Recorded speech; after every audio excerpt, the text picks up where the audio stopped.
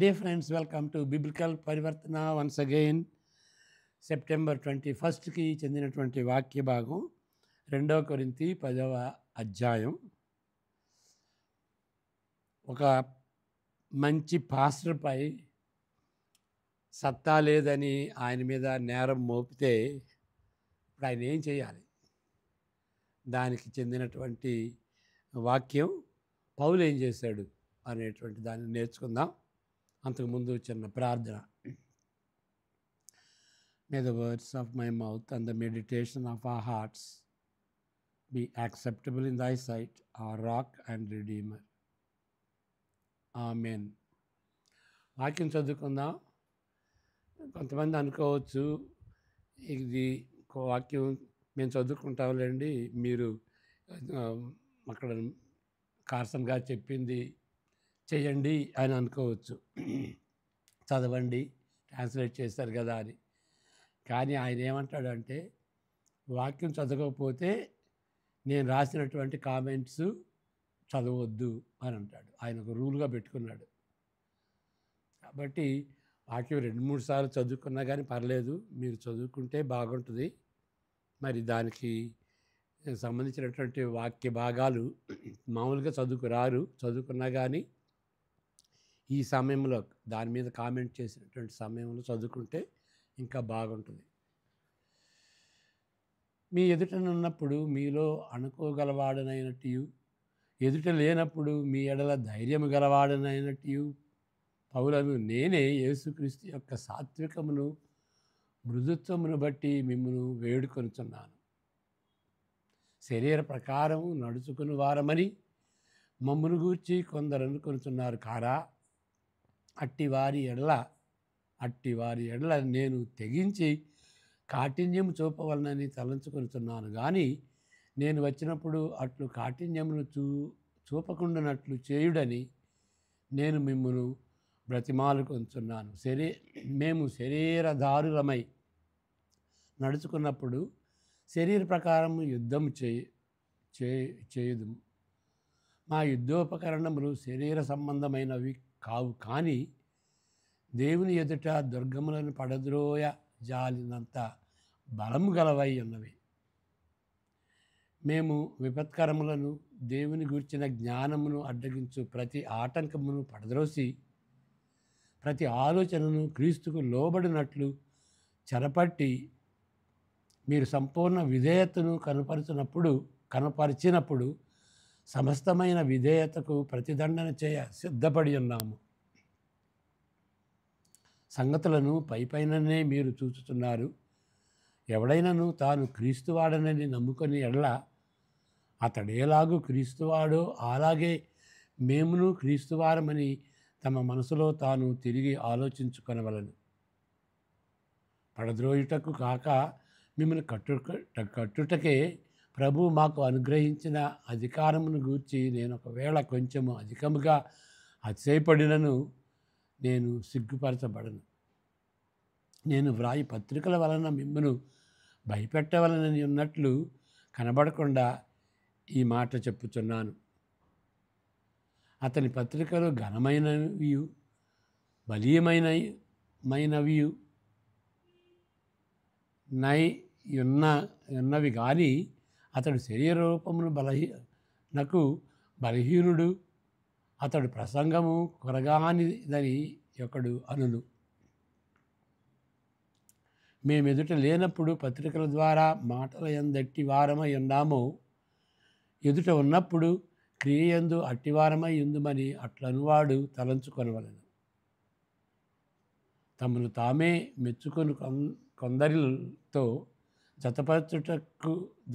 జతపరచుటకైనను వారితో సరిచూచుకొనుటకైనను మేము తెగింపజాలము. కానీ వారు తమలోనే ఒకరిని బట్టి ఒకరు ఎన్నిక చేసుకొని ఒకరితోనొకరు సరిచూచుకొనుచున్నందున గ్రహింపలేక ఉన్నారు. మేమైతే మేరకు మించి అతిశయపడము, కానీ మీరున్న స్థలము వరకును రావాలనని దేవుడు మాకు కొలిచి ఇచ్చిన మేరకు లోబడి ఉండి అతిశయించుతున్నాము. మేము క్రీస్తు సువార్త ప్రకటించుచు మీ వరకు వచ్చి ఉంటిమి కనుక మీ యొద్దకు రానివారమైనట్టు మేము మా మేర దాటి వెళ్ళుతున్న వారము కాము. మేము మేరకు మించి ఇతరుల ప్రయాస ఫలములలో భాగస్థులమనుకొని అతిశయపడము. మీ విశ్వాసం అభివృద్ధి అయిన కొలది మాకు అనుగ్రహింపబడిన మేరలకు లోపలనే సువార్త మరి విశేషముగా వ్యాపింపజేయచ్చు. మీ ఆవలి ప్రదేశములలో కూడా సువార్త ప్రకటించినట్లుగా మేము మీ మూలముగా ఘనపరచబడుమని నిరీక్షిస్తున్నామే కానీ మరి ఒకరి మేరలో చేరి సిద్ధమై ఉన్నవి మావి అయినట్టు అతిశయపడఘోరము. అతిశయించువాడు ప్రభువునందే అతిశయింపబడవలెను. ప్రభువు మెచ్చుకొనివాడే యోగ్యుడు కానీ తన్ను తానే మెచ్చుకునివాడు యోగ్యుడు కాదు. పాశ్చాత్య దేశాల్లోని క్రైస్తవ ఇవాంజలికలిజం అని అంటారు ఇంగ్లీష్లో, చాలా గర్వం వ్యక్తమవుతుంది. ఇవాంజలికల్స్ యేసు ప్రభు యొక్క కృపను బట్టి రక్షింపబడ్డాము అనేటువంటి వాళ్ళు గర్వపడటం చాలా ఆశ్చర్యకరంగా ఉంటుంది కదా. కానీ అదే జరుగుతుంది. దీనిలో కొంత అఘోరంగా ఉంటూ తీవ్రమైన మనసు గల వారికి ఇది అసహ్యకరంగా ఉంటుంది. కానీ చాలా వరకు ఇది కనిపించినట్లుగా సటిల్గా ఉంటుంది. అది కనిపించకపోయినప్పటికీ పతనానికి దారి తీయగలదు. బహుశా మనలో ఎక్కువ మంది కొన్నిసార్లు దీన్ని బట్టి నేరస్తులమని చెప్పవచ్చును. మనం కూడా ఇదే పాపానికి లోనయ్యాం. కాబట్టి ఈ గర్వం అనేది చాలా సటిల్గా ఉంటుంది. బయటికి ఎట్లా అన్నా కానీ లోపల హృదయంలో గర్వంతో అంటాం. అది మనందరికీ కొన్నిసార్లు అయినా సరే, ఎప్పుడు కాకపోయినా కానీ కొన్నిసార్లు ఈ యొక్క పాపానికి మనం బానిసలు అయ్యాం. మొదట 2 కొరింథీ 10వ అధ్యాయమును చదివినప్పుడు పౌలు కూడా అతిశయపడుతున్నట్లు అనిపించవచ్చును. ఈ మాట పదే పదే చివరి 4 అధ్యాయాల్లో, అంటే 10, 11, 12, 13 ఈ 4 అధ్యాయాల్లో ఈ మాట అతిశయపడటం, బోస్టింగ్ అంటారు, గర్వపడటం, ఈ మాట పదే పదే తటస్థపడుతుంది. నిజానికి ఈ అధ్యాయంలో రేకెత్తిస్తున్న కీలకమైన సమస్యలు చాలా కాంప్లెక్స్, చాలా క్లిష్టతరంగా ఉంటాయి. వీటిలో మనం ఇప్పుడు కొన్నిటిని ప్రస్తావిద్దాం. మొదటిది, ఈ 4 అధ్యాయాల్లో, అంటే 10, 11, 12, 13 అధ్యాయాల్లో ప్రతిబింబిస్తున్న వైఖరి మిగిలిన భాగానికి భిన్నంగా ఉంటుంది. మిగిలిన భాగం అంటే అంతకు ముందు ఉన్నటువంటి 9 అధ్యాయాలకి డిఫరెంట్గా ఉంటుంది. కొరింథీ సంఘమును గూర్చి తాజా సమాచారము పౌలు చెవులకు చేరి ఉండవచ్చును. కాబట్టి ఆయన రాసినటువంటి వైఖరి డిఫరెంట్గా ఉంటుంది. ఏది ఏమైనప్పటికీ పలు అంశాలను బట్టి కొరింథీలో పౌలు విమర్శకులు అతనిని కించపరుస్తున్నారు. వ్యక్తిగా వారిని దర్శించినప్పుడు, ఇప్పుడు వాళ్ళ కామెంట్ ఇది ఏంటంటే, వ్యక్తిగా మమ్మల్ని దర్శించినప్పుడు, ఆయన మమ్మల్ని విజిట్ చేసినప్పుడు ఆయన చాలా మెత్తగా, బలహీనంగా, పిరిగివాడుగా ఉంటాడండి. ఓకే.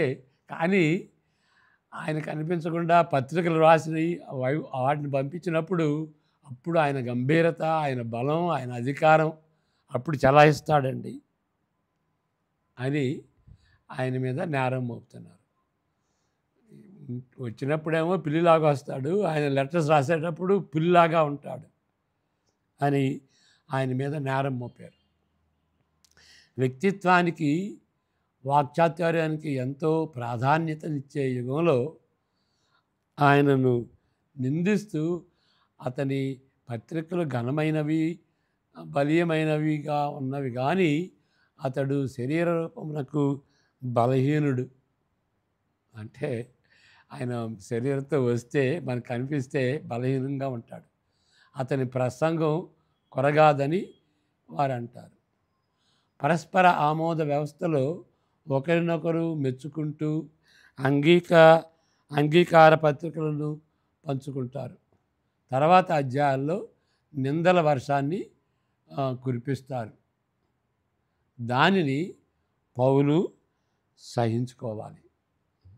ఎన్నో నిందలు అంటే ఇక ఈయనకి దర్శనాలు లేవండి, ఆయన ఎప్పుడో ఎంతో కాలం ఏదో దర్శనం వచ్చింది, యేసుక్రీస్తుని చూశానంటాడు, ఇప్పుడేదండి. ఇక అలాంటి ఆ నిందలన్నీ తర్వాత కురిపిస్తారు. ఓకే, కాబట్టి పరస్పర ఆమోద వ్యవస్థలో ఒకరినొకరు మెచ్చుకుంటూ you scratch my back, I will scratch your back అనేటువంటి పరిస్థితుల్లో అంగీకార పత్రాలు పంచుకుంటారు. అంటే ఒకళ్ళొకళ్ళు హెచ్చించుకుంటారు, పొగుడుకుంటారు, లెటర్స్ రాస్తారు. ఈయనండి చాలా గనుడండి, ఆయనండి చాలా గనుడండి. మరి ఈయన గురించి చెప్పేటప్పుడు కూడా వీడు బడుద్ద అయినా కానీ గొప్పగా చెప్పుకోవాలి. అలాంటి ఒకళ్ళ గురించి ఒకళ్ళు ప్రశంసించుకోవటం ఆ సాంప్రదాయం అయిపోయింది. ఆ సాంప్రదాయాల్లో మరి ఇక ఆయన ఓర్చుకుంటూ ఉండాలి. దానిని పౌలు సహించుకుంటూ ఉండాలి. రెండవ విషయం, అతిశయపడే వైఖరి అంటే గర్వపడటం, అతిశయపడటం దీనికి అంతటికీ కేంద్రంగా ఉంటుంది. ఈ అధ్యాయాల్లో ఏంటి, ఎవరి గురించి మనం అతిశయపడుతున్నాం, దేని గురించి అతిశయపడుతున్నాం అనేటువంటిది ఇది ఒక కేంద్రంగా ఉన్నటువంటి అంశం. ఈ వైఖరి పౌలు హృదయానికి హత్తుకునే ప్రియమైన విషయాలకు ఇది బద్ధ విరుద్ధంగా ఉంటుంది. తమను తాము హెచ్చుకునే తీరు, వారి తెలివితేటలపై, వాక్చాతుర్యంపై ఆధారపడే మనస్తత్వం, ప్రత్యేకమైన గుంపుకు చెంది ఉండుట, అహంను పెంచుకునేటువంటి కుట్రలాగా ఉంటుంది. నిస్సందేహంగా వారిలో కొందరు పౌలుకు భయపడతారు, లేక వారి స్పందనకు వేరే కారణమై ఉండవచ్చును. ఏదైనప్పటికీ పౌలును అకారణంగా విమర్శించుటకు అలవాటు పడ్డారు. దీన్ని బట్టి పౌలు పరిస్థితి ఇబ్బందికరంగా తయారైంది. తనను సమర్థించుకొనని ఎడల ఆయనను నమ్మలేని పరిస్థితి సంఘమంతటికీ కలగవచ్చు. ఎందుకంటే కామెంట్స్ వస్తున్నాయి ఈ విధంగా, మరి ఆయన ఏం మాట్లాడలేదు అని అంటే కొంతమందిని పోగొట్టుకుంటారు పౌలు. కానీ వారి దాడులకు ప్రతిగా, వాళ్ళ కామెంట్కి, వాళ్ళ క్రిటిసిజానికి స్పందిస్తూ తనను తాను సమర్థించుకుంటూ తన అర్హతలను వ్యక్తపరుచుకున్న ఎడల అప్పుడేమవుతుంది, తన ప్రత్యర్థుల జాబితాకు తానే చెందినట్లు అదే నైతిక వైఫల్యమునకు ఆయన గురి అవుతాడు. తనను తాను సమర్థించుకుంటూ తన గొప్పతనాన్ని చెప్పుకుంటే ఇక మరి ఆయనకు అపోజర్స్, ప్రత్యర్థులు, ఇక వాళ్ళకి ఈయనకి భేదమే ఉండదు. వాళ్ళు గర్వపడుతున్నారు, ఈయన కూడా గర్వపడతాడు. కాబట్టి చెప్తే ఒక తంట, చెప్పకపోతే మరొక తంట. ఆయన తాను సమర్థించుకుని తనకు కూడా సత్తా ఉన్నది అని చెప్పుకుంటే ఇక ఆయన ప్రత్యర్థులు ఏమనుకుంటారు, మా జాతికి సంబంధించిన వాడే అని అనుకున్నట్టుగా ఉంటుంది అన్నమాట. లేదు, గమ్మున నోరు మూసుకుంటే ఇక కొంతమందిని ఆయన పోగొట్టుకుంటాడు. ఓకే.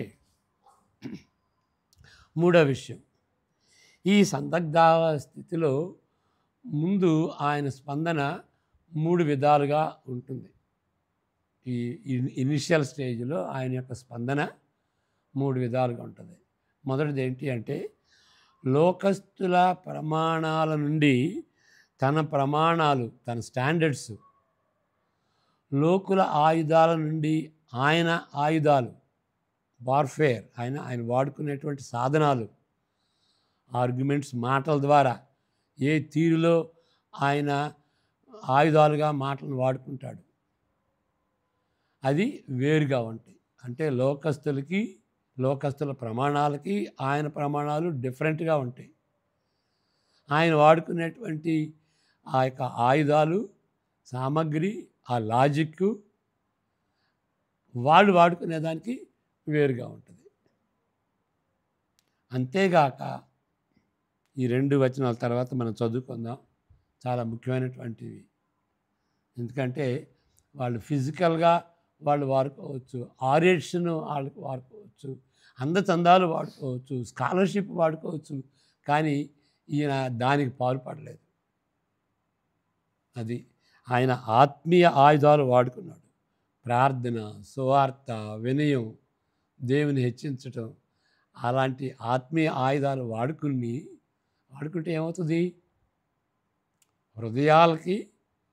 హృదయాలు, మనస్సులలో చలనం వస్తుంది అన్నమాట. మరి బహిరంగంగా లోకులు వాడుకునేటువంటి ఆయుధాల్లో ఏమీ రాదు. వాళ్ళ గొప్పదనమే బయటపడుద్ది, కానీ ప్రజల్లో మార్పు రాదు. ఆత్మీయ ఆయుధాలు వాడితే ప్రజల్లో, మనస్సుల్లో, హృదయాల్లో మార్పు వస్తుంది అన్నమాట. వాళ్ళకి అప్పుడు ఏడుస్తూ, పశ్చాత్తాపడుతూ సువార్తను అంగీకరించి యేసు ప్రభువుకి వాళ్ళ జీవితాలు అంకితం చేసుకుంటారన్నమాట. కాబట్టి ఆయన చెప్తుంది అది, మా ఆయుధాలు వేరండి, మీ ఆయుధాలు వేరు. మేము లోకస్తుల వలె మేము మాట్లాడడం, లోకస్తుల ఆయుధాలు ఫిజికల్గా హర్ట్ చేయటం కానీ అది మా పని కాదు. మేము ప్రార్థన చేసుకుంటాం, దేవుని యొక్క ప్రభావం వాళ్ళకి కనిపించేటట్టుగా ప్రార్థన చేస్తాం అని ఇక్కడ చెప్తాడు. అంతేగాక ఆయన కొరింథీ పట్టణమునకు తిరిగి వచ్చినప్పుడు వారు ఆయన వ్యక్తిత్వ సన్నిధిని అతిశయోక్తిగా వర్ణించినప్పటికీ, అంటే ఆయన వచ్చినప్పుడేమో పిల్లిలాగా వస్తాడండి, లెటర్స్ పులిలాగా ఉంటాయి అని కొంచెం దాన్ని అతిశయోక్తిగా ఎగ్జాజరేట్ చేసి ఆయన గురించి వర్ణిస్తారు. ఇప్పుడు ఏమంటాడంటే ఆయన రివర్స్ చేస్తాడు. నేను వచ్చినప్పుడు పిల్లిలాగా రాను, పులిలాగా వస్తాను అంటాడు. వారిని శిక్షించుటకు సిద్ధపడి వస్తానని, నేను పిల్లిగా వస్తాను, శిక్షిస్తాను. మీరేమనుకున్నారు? అది ఆ విధంగా కాదు. తన అధికారమును చలాయించుట వారికి మంచిది, తన మేలు కొరకు, తన లాభం కొరకు కాదు అని ఆ విషయాన్ని ఉద్ఘాటిస్తాడు ఈ వాక్య భాగంలో. తన పరిచర్యను బట్టి వారు విశ్వాసులయ్యారని సున్నితంగా వాళ్ళకి గుర్తు చేస్తాడు. ఇది మంచి అవుట్లైను. ఓకే, ఇక్కడ ఆయన ఆయుధాలు డిఫరెంట్గా ఉంటాయి. ఓకే, ఇక్కడ ఏమంటాడంటే నేను మీరు అనుకున్నట్టు కాదు, నేను పిల్లిలాగా రావట్లేదు, పులిలాగా వస్తాను అని ఇక్కడ చెప్తాడు. తన అధికారంతో వస్తాడు. అది అధికారం మంచిదండి, మీకే మంచిది. నా లాభం కోసం కోరుకునే నేను నా అధికారాన్ని చలాయించడం కాదు అని దాన్ని ఎంఫసైజ్ చేస్తాడన్నమాట ఇక్కడ. ఇంకా మూడో విషయం ఏంటి అని అంటే, ఆయన పరిచర్య చేసిన దాన్ని బట్టి కష్టపడి వాళ్ళని విజిట్ చేసి ఎన్నో ఇబ్బందులు పడి సువార్త చెప్పి వాళ్ళకి ప్రార్థన చేసి వాళ్ళని ప్రేమించినప్పుడు వాళ్ళు విశ్వాసులు అయ్యారు అని చాలా కేర్ఫుల్గా వాళ్ళకి హర్ట్ కాకుండా వాళ్ళకి గుర్తు చేస్తాడు, సున్నితంగా గుర్తు చేస్తాడు. ఆ సమయంలో మన 17, 18లో మనం చదువుకుందాం. అదే సమయంలో కేవలము ప్రభువుని బట్టి అతిశయపడాలి అని ఆయన నొక్కి చెప్తాడు. ఈ 17, 18 మరలా చదువుకుందాం. Last 2 verses. అతిశయించువాడు ప్రభువునందే అతిశయింపవలను. ప్రభువు మెచ్చుకుని వాడే యోగ్యుడు కానీ తను తానే మెచ్చుకునివాడు యోగ్యుడు కాదు. ఆ విధంగా ఇది చాలా మంచి కన్క్లూషన్. ఈ వాక్యాలు కూడా చదువుదాం. 2, 4 వచనాలు ఇందా చదువుకున్నాం, మరలా చదువుకుందాం. శరీర ప్రకారం నడుచుకుని వారమని మమ్మల్ని గూర్చి కొందరు అనుకొనుతున్నారు కారా? అట్టి వారి ఎడల నేను తెగించి కాఠిన్యము చూపవలని తలంచుకొనుతున్నాను కానీ నేను వచ్చినప్పుడు అట్లు కాఠిన్యమును చూపకుండానట్లు. ఇక్కడ రివర్స్ చేశాడు చూడండి. ఇక్కడ మీరు అట్లా అనుకుంటున్నారు, లేదు నేను వచ్చినప్పుడు పిల్లిలాగా రావట్లేదు, పుల్లిలాగా కాఠిన్యత చూపుతాను. ఓకే, మీరు కొందరు అనుకుంటున్నారు కదా శరీరంలో వచ్చినప్పుడు శరీరరీత్యగా ఆయన కూడా ఆలోచిస్తాడని. కాదు, నేను తెగించి వస్తాను అంటాడు. నేను వచ్చినప్పుడు అట్లు కాఠిన్యమును చూపకుండానట్లు చేయుడని నేను మిమ్మల్ని బతిమాలుకుంటున్నాను. నేను వచ్చాను అని అంటే కాఠిన్యత చూపుతాను. అది ఏం కాఠిన్యత తర్వాత మనం చూస్తాం. ఓకే, కాబట్టి మనం దీంట్లో నేర్చుకునేది ఏంటి అని అంటే ముఖ్యంగా ఇది ఏ విషయంలోనైనా సరే మంచి పాస్టర్ గారు ఏం చేయాలంటే ప్రభువుని బట్టి మనం అతిశయపడాలి. మన యేసు ప్రభు చెప్పినటువంటి రీతిగా శిష్యులు తిరిగి వచ్చినప్పుడు మిషనరీ ట్రైనింగ్లో స్వార్థ ప్రసారం చేయటానికి వాళ్ళని పంపించినప్పుడు వాళ్ళు తిరిగి వచ్చి, సార్ మీ నామం పేరట ఎన్నో అద్భుతాలు చేసామండి, దెయ్యాలను కూడా వెళ్ళగొట్టాము అని అంటే దానికి స్పందిస్తూ యేసు ప్రభు లేదు, దాన్ని బట్టి మీరు అతిశయించొద్దు, దాన్ని బట్టి మీరు గర్వపడొద్దు. దేన్ని బట్టి గర్వపడాలంటే మీ పేర్లు జీవగ్రంథంలో వ్రాయబడినవని దాన్ని బట్టి అతిశయపడాలి. దేవుడు దయదలిచి పాపాన్ని క్షమించి మిమ్మల్ని కుమారులుగా ఎంచుకొని భూపునాదుల వరకు ముందే మిమ్మల్ని ప్రేమించి తలంచి ఎన్నుకొని స్వార్థికులను పంపించి రక్షించుకుని మరి పరలోక రాజ్య వారసులుగా చేసినటువంటి ఆ గొప్ప దేవుడు కదా. ఆయన బట్టి, ఆయన కృపను బట్టి, ఆయన రక్షణను బట్టి మీరు అతిశయించాలి అనేటువంటిది. కాబట్టి ఈయన ఇక్కడ చాలా టైట్ రోప్లో ఉన్నాడన్నమాట. అతిశయపడితే ఒక ప్రాబ్లం, అసలు ఏమి చెప్పకుండా తన గురించి ఏమి చెప్పకుండా ఉంటే మరొక ప్రాబ్లం. ఆ రెండింటినీ ఆ విధంగా ప్రార్థనాపూర్వకంగా ఆయన వాళ్ళ యొక్క నేరాన్ని ఫేస్ చేసినటువంటి గొప్ప వ్యక్తి అపోస్తుడైనటువంటి పౌలు. ఆయన మాదిరిగా తీసుకుని మనం మరి మనం జీవిద్దాం, మన పరిచర్య చేసుకుందాం. దేవుడు తప్పనిసరిగా మన యొక్క యుద్ధోపకరణాలు అవి చాలా బలమైనవి కదా. అది మనం 4వ వచనం కూడా చదువుకోవాలి. 14, 12 చదువుకున్నాం, 14 కూడా. మా యుద్ధోపకరణములు శరీర సంబంధమైనవి కావు కానీ దేవుని ఎదుట దుర్గములను పడద్రోయజాలినంత బలము కలవై ఉన్నవి. నెక్స్ట్ 5వ వచనం కూడా, మేము విపత్కరములను దేవుని గూర్చిన జ్ఞానమును అడ్డగించు ప్రతి ఆటంకమును పడద్రోసి ప్రతి ఆలోచనను క్రీస్తుకు లోబడినట్లు చెరపట్టి మీరు సంపూర్ణ విధేయతను కనపరిచినప్పుడు సమస్తమైన విధేయతకు ప్రతిదండన చేయ సిద్ధపడి ఉన్నాం. అంటే ఆ యుద్ధోపకరణాలు ఎలాంటివి అని అంటే మనసుని హృదయాన్ని మార్చి యేసుక్రీస్తుకి విధేయులుగా యేసుక్రీస్తు యొక్క మరి ఆ యొక్క సువార్తకు విధేయత చూపించినటువంటి వారిగా వారి హృదయాలు మారిపోతాయి అన్నమాట. అవి ఆర్డినరీ యుద్ధోపకరణాలు ఏం చేయలేవు. ఓకే. మరి ఆత్మీయ ఉద్యోగోపకరణాలే ఆ విధమైనటువంటి లాభాన్ని సంపాదిస్తాయి.